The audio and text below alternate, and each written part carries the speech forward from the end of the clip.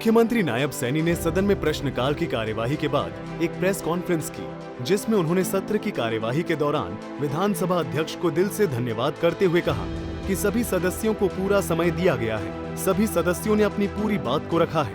विपक्ष ने झूठे इल्जाम लगाए हैं कि सरकार ने कोई काम नहीं किया है। इसको लेकर मुख्यमंत्री ने कहा कि सरकार का एक डॉक्यूमेंट विजन है। सरकार ने पिछले 10 सालों में बिना किसी भेदभाव से हरियाणा को मजबूती से आगे बढ़ाया है। विपक्ष को इस बात की पीड़ा होती है कि सरकार क्यों इतनी तेज गति से काम कर रही है। मैं दिल से धन्यवाद करता हूं। मैंने हाउस के अंदर भी उनका धन्यवाद किया है कि आपने सभी माननीय सदस्यों को पूरा समय दिया। समय की अलॉटमेंट करने के बाद समय के ऊपर पाबंदी नहीं लगाई। मैंने देखा है सभी माननीय सदस्यों ने अपनी पूरी बात को रखा है और पूरी बात को रखा है तो मैं भी सुन रहा था।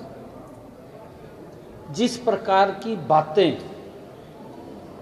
विपक्ष के द्वारा की गई, अनाप शनाप बातें, और सरकार ने कोई काम नहीं किया।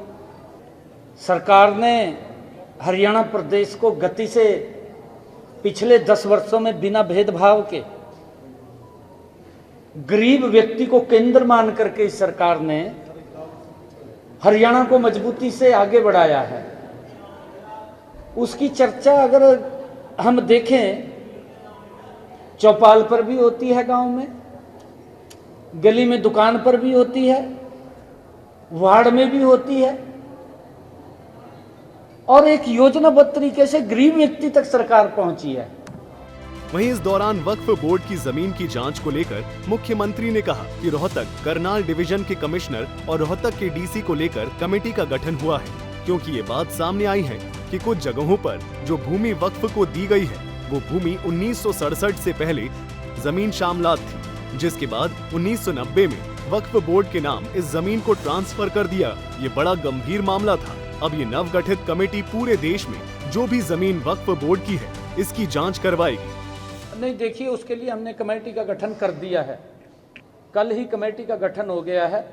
हमारे रोहतक डिवीजनल के कमिश्नर, करनाल डिवीजनल के कमिश्नर और हमारे रोहतक के डीसी महोदय, उनके नेतृत्व में वो 2 उसके सदस्य रहेंगे और उनकी अध्यक्षता के अंदर रोहतक डिवीजनल की अध्यक्षता में कमेटी का गठन हुआ है। क्योंकि इन्होंने ये बात उठाई कि यहाँ पर तालाब था। हमारे पास जो तथ्य आए थे कि वो वक्फ बोर्ड की लैंड है और उसमें कहीं फर्द के ऊपर लिखा नहीं है कि यहाँ तालाब है। उसमें किसान काश्त कर रहा है लीज पर लेकर के। तो जब इन्होंने बार बार उस बात को उठाया, बार बार उसको उठाते रहे, तो मैं समझा कि कोई गंभीर मामला है। तो मैं उसकी डीपली में गया और जब डीप गया तो 1967 के पहले, 1967 से पहले वो जमीन श्यामलात दे थी, वहां कोई वक्फ बोर्ड नहीं था। 1990 में उस जमीन को वक्फ बोर्ड के नाम ट्रांसफर कर दिया गया।